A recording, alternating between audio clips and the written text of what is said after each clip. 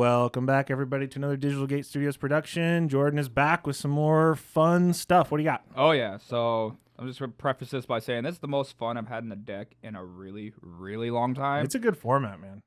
Especially, I haven't had this much since like much fun since like 1.5. Yeah. We'll get into it. I got aliens today. Space aliens. Super fun deck. It did top recently in Latin America, so they're having some fun down there as well. But we'll get right into it. With my eggs, I'm starting off with. Oh well, that's way off camera. With the Koromon egg. Okay.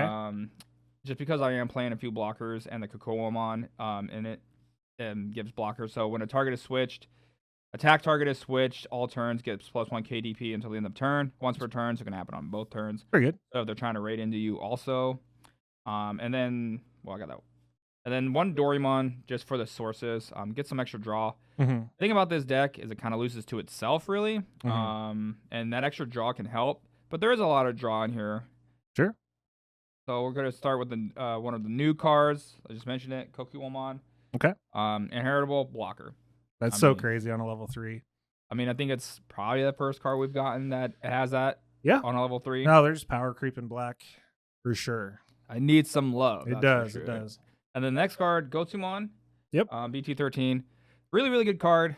Blocker and when it's deleted on your opponent's turn, reveal top 3. Grab a black card, put the rest on the bottom in any order. That's good. The good thing about this deck is I only have one card that isn't black. Okay. Consistency. Yeah. Yeah, so it really helps, especially with the trainings. Mm-hmm. Bringing back this guy, 2 of the Ebemon. Yeah, more power. You don't really need more because there's some decks that play a lot of Tamers, and some decks that play no Tamers. Yeah. Especially with like Jesmon coming back. Don't need a tamer. Yeah. Yeah, it's a kind of a useless inheritable. So, but I mean, if you get it on a blocker, it's nice to have. I got it out of order. All right, no, we're good. Solarmon. Yep. From the starter deck. Again, all these cards are black pretty much. Mm-hmm. So on play, reveal top. If it's black, add to hand. If not, which it's going to be only my level 7, it gets trashed. But sure. Pretty good card. Like I said, you're drawing a lot in this deck, getting your pieces in your hand. Bringing back the good old Hover Ebemon. That card crept up on a lot of people. On first read, you're like, meh, and then you play with it, and you're like, wow, this is a really good card. Yeah, people keep forgetting that if they have a Tamer too, it still counts. Yeah. He's a blocker and can't be deleted by effects. And so it gets around like the DCD bomb especially. Yeah. So it's kind of nice to have. Well, when's the last time you played a game of Digimon where neither player had a Tamer out? Pretty rare. Yeah, like I said, probably just Jesmon is the only deck. Yeah.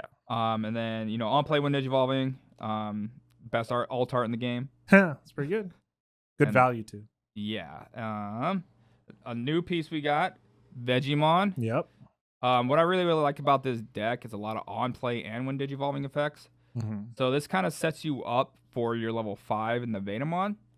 Because it's on-play when Digivolving. By returning one Digimon card from your opponent's deck, Digimon card to your opponent's top of your opponent's deck, gain a memory. Yeah. So you either get to play for 3 or Digivolve for 1. And then you already know you're going to get that de-Digivolve trigger, at least 1 off of Etemon. Yeah, and you get to disrupt your opponent's next turn. Right, so you're really good. You're bricking on rookies. Then I'm just going to put, like, you hard dropped a 5 last turn or whatever, and I got rid of it. I'm going to put a 5 back at the top. Yeah, I like it a lot. Old school card, Mechanorimon. Oldie but a goodie. It's, with the Ukamon being what it is, it's really effective, so you just don't get rushed down. Especially with Commandramon and D-Brigade making its, return to the meta. Yeah. It's a really good card. They have to deal with it.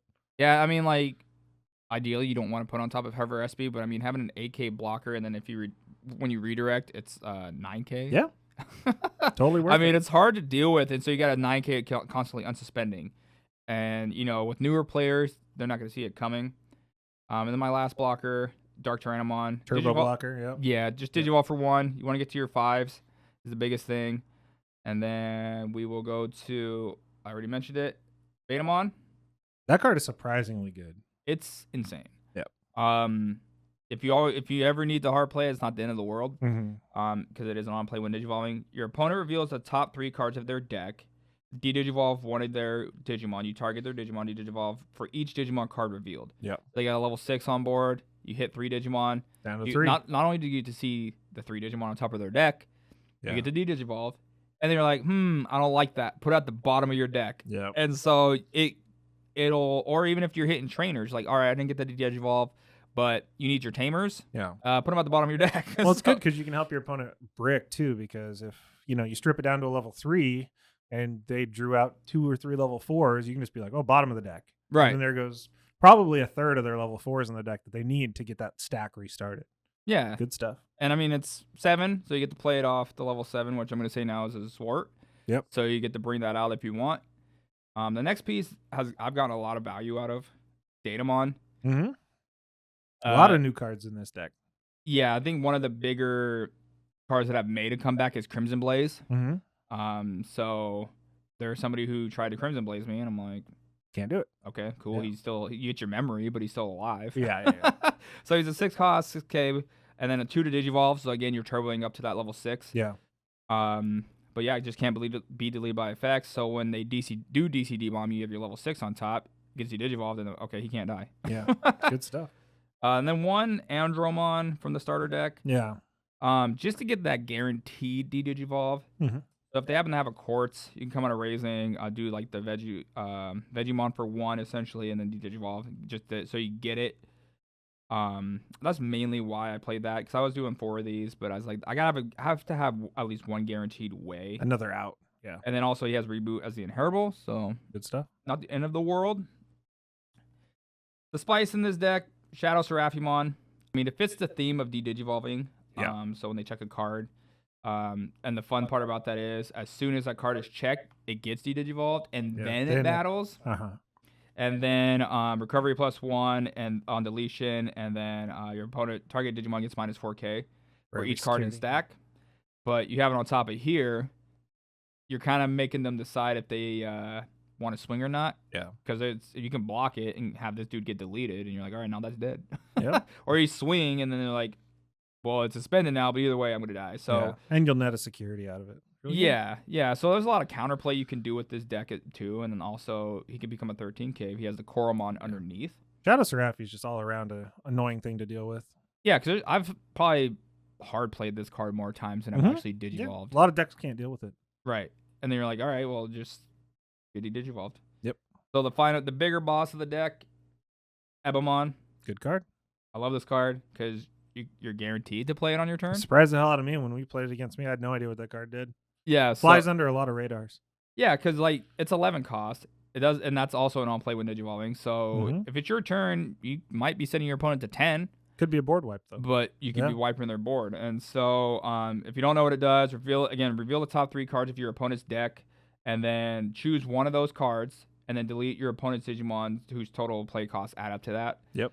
So if you know, like Commandramon, where you said, if you reveal, there are like 4 Commandramon on board, you reveal the Darkstramon or the other one that rushes, or Brigadramon, their board is going to die. Any of the level 7s. I mean, you could hit Ruin mode against me a couple times. Oh, yeah. 15K worth. That's brutal. Yeah. I mean, imagine playing that against D-Reaper and hitting that 20 cost Reaper.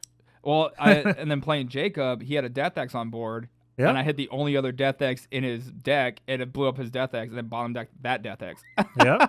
So, I mean, it can get pretty crazy. And then 3 cost Digivolve. The only slight against it is once you do that, kind of useless. Yeah, it's a vanilla after you're done with it, yeah. Because he's only 11K. And but he's still level 6 you can go into a 7 on. So right, which going into my first level 7, it's white. We're going to go Omnimon Zwart. Yep. Makes sense in the deck. Goes on black for 6. Trash top 3 cards of your deck, and then play up to 2 black or purple 8 costs or less. Which is really, really nice. You bring the hover SPs back, gain memory, draw card, gain memory here, D-Digivolve here, or on the Vetemons. And so there's a lot of different techs you can do. It's really, really nice. So essentially it could cost 4 maybe. Yeah. And then, there's just so many wombos you can do. And then when attacking, return a level 6 from its sources to your hand to delete one of your opponent's unsuspended 12 costs or less. So you can return the Ebemon to hand, Shadow Seraph to hand. Recycle. And just do it all over again. Wouldn't be a purple deck or any deck in the meta, kind of, without Death X. Playing 2 Death X just makes sense. Yep. With that card as well, I've probably Digivolved more than I've actually played it, because the sources are there. Opponent might have something to block it, or just not enough memory or sources to reduce the cost. So everybody knows what Death X does. Also good anti-Commandramon technology there. Yeah, the only issue is you delete that one Commandramon, they just poop out another. So it's Uh-huh. like Yeah. fun. Good interactive gameplay.